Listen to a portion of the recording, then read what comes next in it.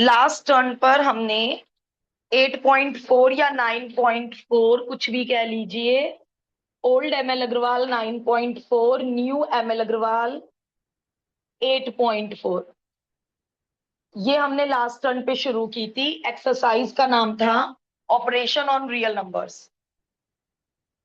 हमने example 6 example कर लिए थे। अब हमारा केवल एक टॉपिक बचा है, composition of functions.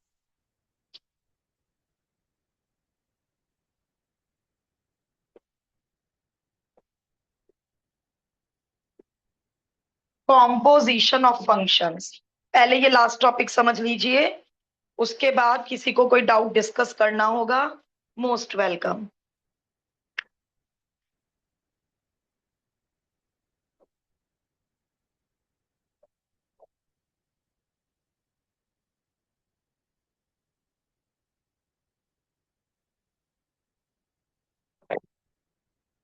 For example, F इस सेट के एलिमेंट्स की इमेज यहां देखता है, तो एफ एक्स की इमेज क्या देखेगा? F x. और जी का काम है इन वाले एलिमेंट्स की इमेज देखना। मान लो ये एफ एक्स 5 है, तो जी इस 5 की इमेज देखेगा। तो इस सेट का नाम ए मान लो, इस सेट का नाम बी मान लो, इस सेट का नाम सी मान लो। F A to B, g B to C, तो ये जो गॉफ होता है ये ए टू सी होता है, ए टू सी होता है। अभी एग्जाम्पल से समझा रही हूं, ये डायग्राम ड्रॉ कर लो। और गॉफ की डोमेन वही होती है जो एफ की डोमेन होती है। जी ओ एफ गॉफ की डोमेन वही होती है। यदि एफ की डोमेन ये वाला सेट है, तो गॉफ की डोमेन भी देखो यही वाला सेट है। अभी एग्जाम्पल से क्लियर करती हूँ। इस जी ओ एफ को कहते हैं दो फंक्शन का composite, the composite of two functions. Function of a function, the composite of two functions, function of a function. G f x का g, function of a function.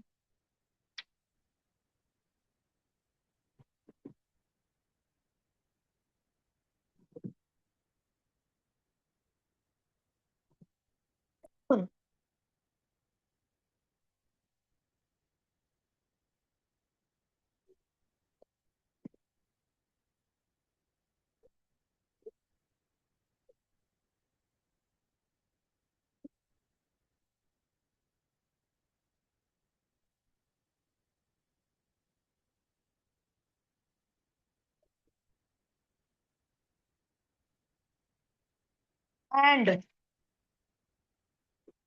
range of f should be the subset of domain of G।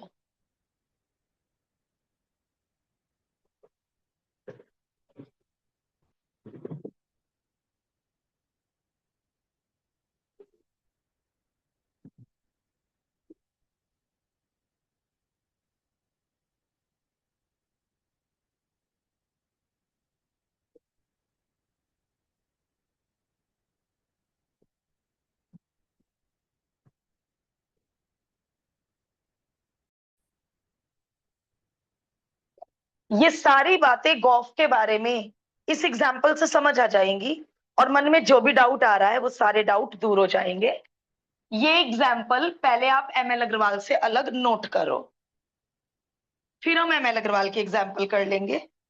मान लो F 1 3 4 2 1 2 5 है, and जी 1 2 5 2 1 2 3 है।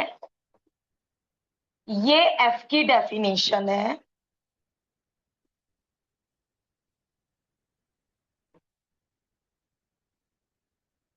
और ये जी की definition है। Question है फाइंड GOF, गॉफ।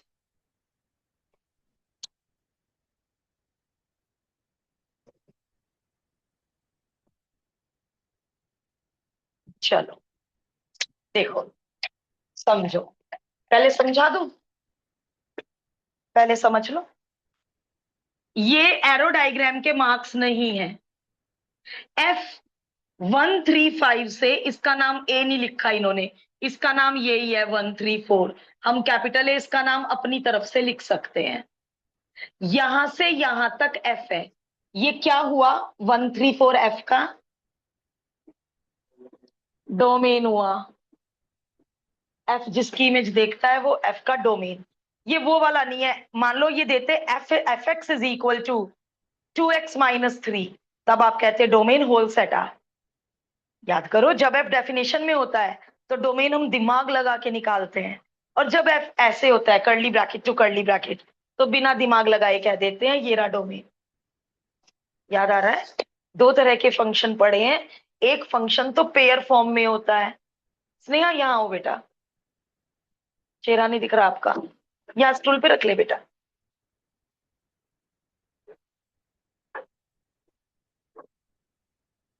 एक फंक्शन तो पेयर फॉर्म में होता है, 134 domain, curly bracket 251 range.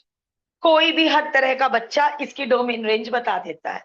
But जब F ऐसा होता है तो केवल बहुत कम बच्चे इस क्वेश्चन की डोमेन और रेंज निकाल सकते हैं। ये तुम सब लोगों ने देख लिया। फंक्शंस तो हमने ज्यादा ही मेहनत कर ली।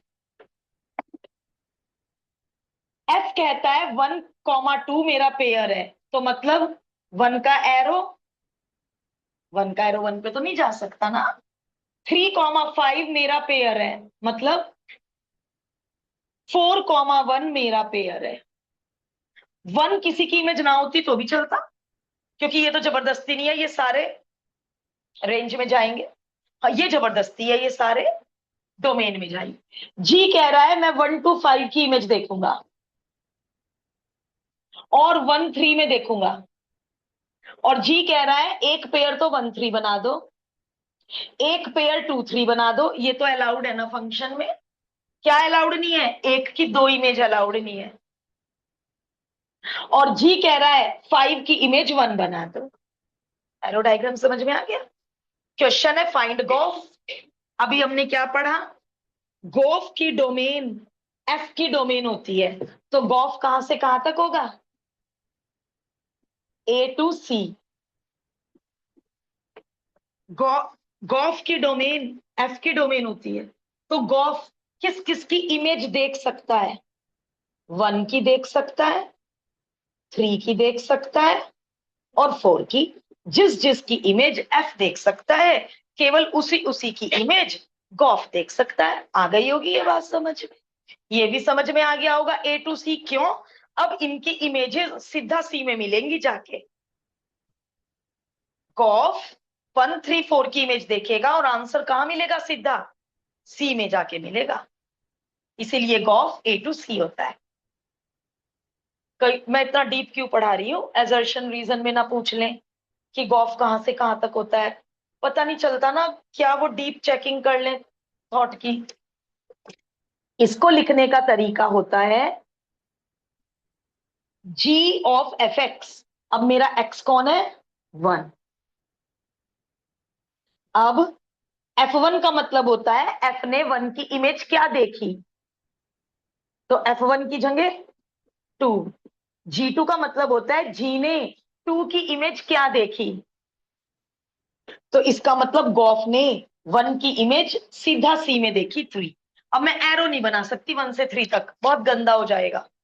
यहां से समझ लो, गॉफ ने 1 की इमेज 3 देखी, C में ही मिलेगी इमेज पक्का। अब ये आप बोलो, इसको ऐसे लिखते हैं G बिग ब्रैकेट F3। ये बिग ब्रैकेट वो वाला नहीं है, क्लोज्ड इंटरवल वाला नोटेशन। बोलो, 3 की 5, जी ने 5 की 1। एरो डायग्राम ना बनाती वहां से देख लेती है। देखो 1 इसी सेट में देखी इमेज, F4, 4 की इमेज 1, G1 बिल्कुल सही। 1 की इमेज, तो देखो सारी इमेजेस गॉफ ने इन तीनों की इमेज कहाँ देखी, सीधा सी में। ये बात समझ आ गई। एफ की रेंज बताओ। एक तो तुमने ये सीख लिया, गॉफ की डोमेन, एफ की डोमेन इक्वल। अब तुम्हें एफ ओ जी भी पढ़ाया जाएगा, एफ ओ एफ भी पढ़ाया जाएगा, जी ओ जी भी पढ़ाया जाएगा, बट वो डोमेन रेंज पूछते नहीं है ऐसे किसी की भी। बस तुम्हें ये कहेंगे जीओ जी निकाल लो, एफ ओ एफ निकाल लो, जी ओ एफ निकाल लो, एफ ओ जी निकाल लो। ये एक्स्ट्रा नॉलेज के लिए कर रहे हैं हम। रेंज ऑफ एफ बताओ, डोमेन ऑफ जी बताओ, जी की डोमेन। तो range of f is a subset of, equal भी तो हो सकता है, कोई सेट खुद का भी तो सबसेट होता है। तो यानी यहां यदि 6 एक्स्ट्रा भी हो जाता, हो जाए extra, range of f should be the subset of domain of g. ठीक, अब ये रब कर दो, फिलहाल नहीं है। तो range of f is a subset of domain of g. ये पूछते नहीं है, वो एमएल अग्रवाल ने थ्योरी में दिया है, तो हमें सीखना है। हम कुछ छोड़ के नहीं चले, हमने चप्पा चप्पा कर लिया फंक्शंस में से। और ये आज लास्ट टॉपिक है, कॉम्पोजिशन ऑफ फंक्शन। ये एक्स्ट्रा एग्जाम्पल कर लो, एमएल अग्रवाल में नहीं है। फिर हम एमएल अग्रवाल के एग्जाम्पल करेंगे। Example 7, question 7, question 8।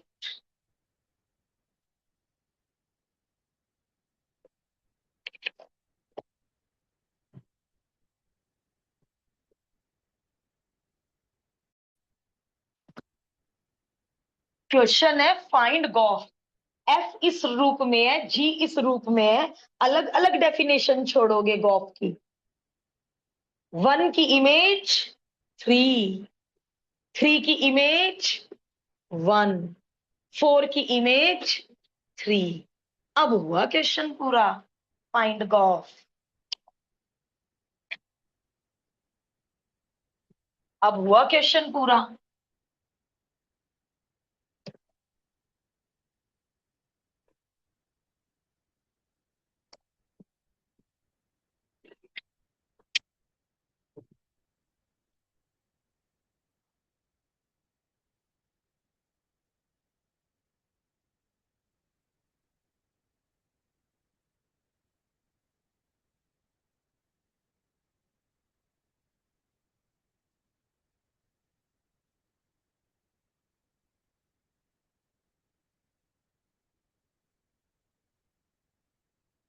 अब इन्होंने दोनों के डोमेन और रेंज लिख लिखी है, कोई बात नहीं, हमें भी आती है, हम भी लिख लेते हैं, हम भी लिख लेते हैं।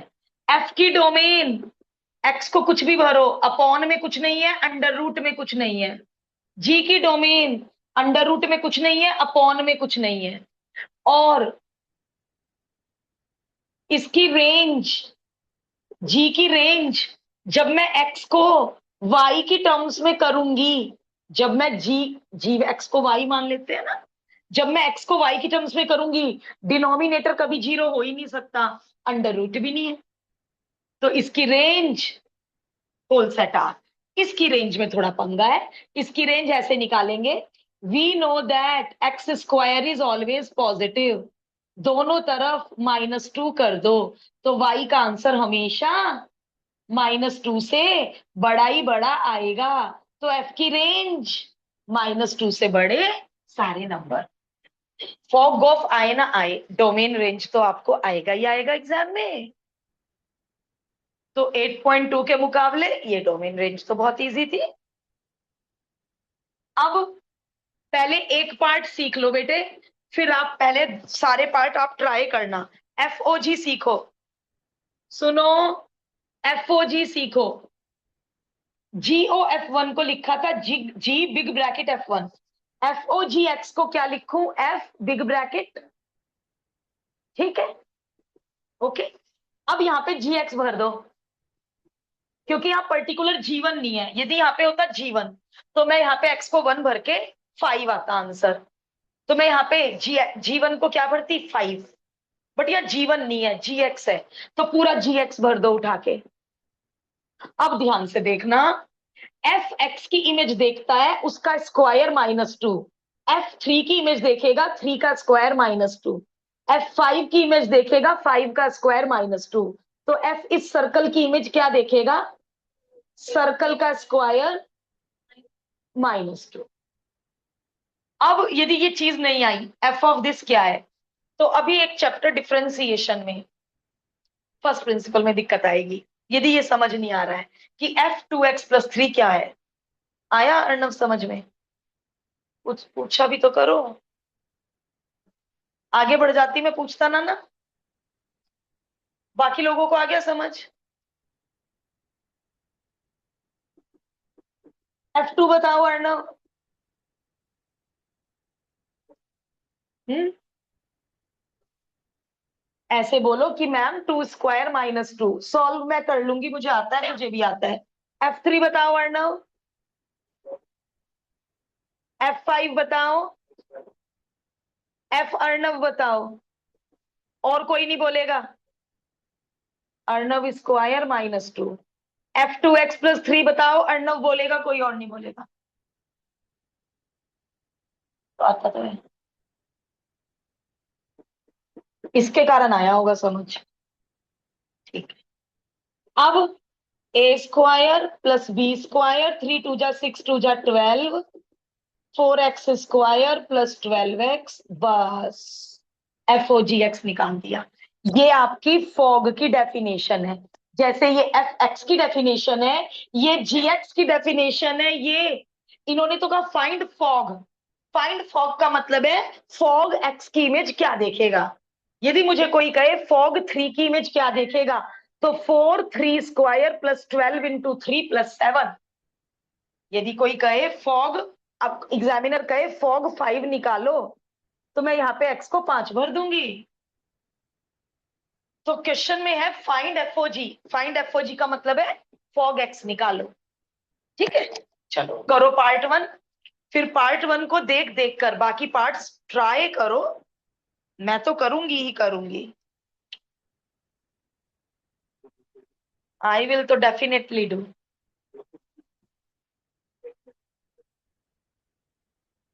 अर्णव इसको कॉपी करके सेकंड पार्ट मुझे खुद कोशिश करके दिखा दो एक बार।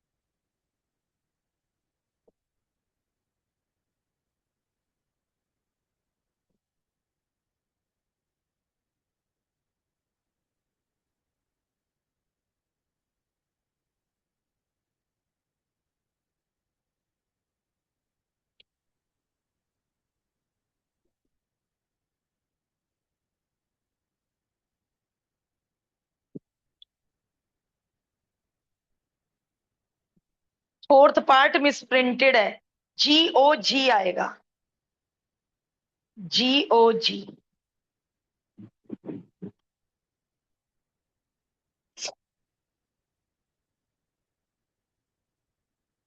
सेकंड पार्ट जिसका मैच हो जाए हैंड रेज करके मुझे इशारा देना। Okay, okay.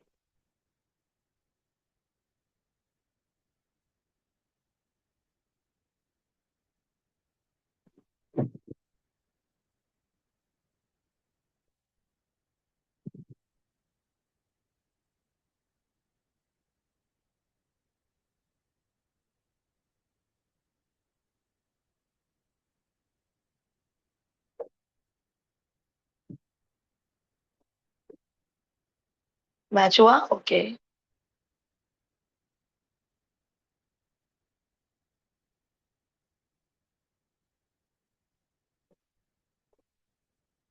मैच हो गया।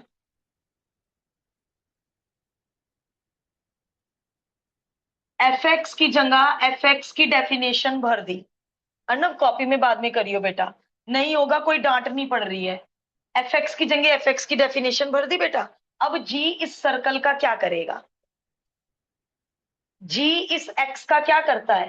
ट्वाइस करके 3 जोड़ देता है। तो जी इस सर्कल का क्या करेगा? इस सर्कल का ट्वाइस करके +3 कर देगा। इतना ही आसान है वाकई, इतना ही आसान है वाकई। क्या करें, ये है इजी। FOF, जिन्होंने एग्जाम्पल 7 के चारों पार्ट कर लिए हैं वो अभी की अभी क्वेश्चन 7 और 8 करेंगे।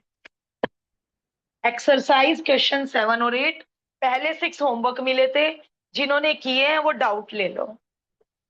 क्वेश्चन 7 और 8 के बाद इसको लिखेंगे f(f(x). f(x) का काम है x² - 2। f इस सर्कल का क्या करेगा? f इस सर्कल का स्क्वायर करके 2 सब्ट्रैक्ट कर देगा।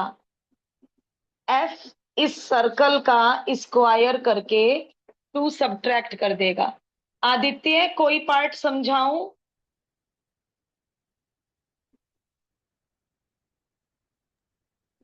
No ma'am. जी का काम है ट्वाइस करके 3 ऐड करना। तो जी इस सर्कल का ट्वाइस करके 3 ऐड कर देगा। तो ये चारों पार्ट इतने ही सिंपल थे।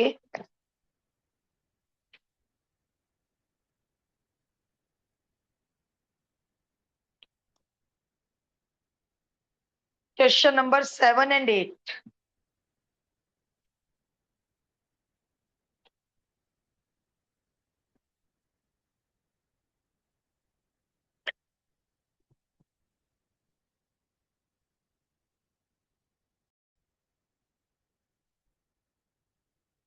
फॉफ में डोमेन और रेंज रहने दो, कारण FOF, और मतलब जो डोमेन है उसके लिए ही फॉफ डिफाइंड है। एफ फॉफ एफ के उसकी इमेज देखेगा, और इन्होंने पहले क्या रखा है, x3/2 नहीं हो सकता। Question number 8। एफ पहली बार फ्रैक्शन में मिला तो कोई डरने वाली बात नहीं है। एफ फ्रैक्शन में होता रहे। FOF का मतलब है एफ बिग ब्रैकेट FX। यहां सबसे पहले FX की वैल्यू भर दी। अब देखो कितना इजी है। FX का क्या करता है? 3 से मल्टीप्लाई 2 सब्ट्रैक्ट, 2 से मल्टीप्लाई 3 सब्ट्रैक्ट। F किसी भी सर्कल का क्या करता है? 3 से मल्टीप्लाई 2 सब्ट्रैक्ट, 2 से मल्टीप्लाई 3 सब्ट्रैक्ट। तो F इस सर्कल का क्या करेगा? 3 से मल्टीप्लाई 2 सब्ट्रैक्ट, 2 से मल्टीप्लाई 3 सब्ट्रैक्ट। तो F के आगे वो कितना भी भयंकर दे दें, आप ये कॉन्सेप्ट बना लिया करो कि F के आगे जो भी आएगा, जो भी आएगा, वो एलिफेंट आ जाए, 3 into elephant -2 upon 2 into elephant -3। तो एफ के आगे अब ये एलिफेंट है, इतना बड़ा सर्कल, तो 3 इंटू इतना बड़ा सर्कल -2, 2 इंटू इतना बड़ा सर्कल -2। अब algebra, LCM and reciprocal. LCM 3 3 जा 9, 3 2 जा 6, 2 2 जा 4, 2 3 जा 6।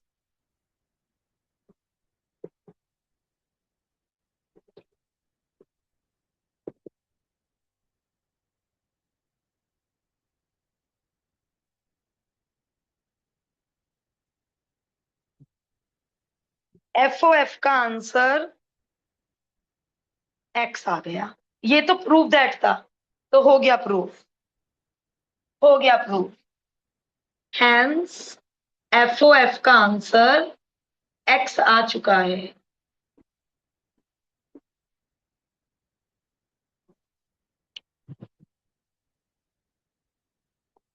अभी की अभी MCQ शुरू कर दो। वी हैव 15 मिनट्स और 14 MCQ। छुट्टी से पहले के पहले 14 MCQ कर दीजिए, और जो डाउट वाला MCQ है वो मैं बोर्ड पे करूंगी।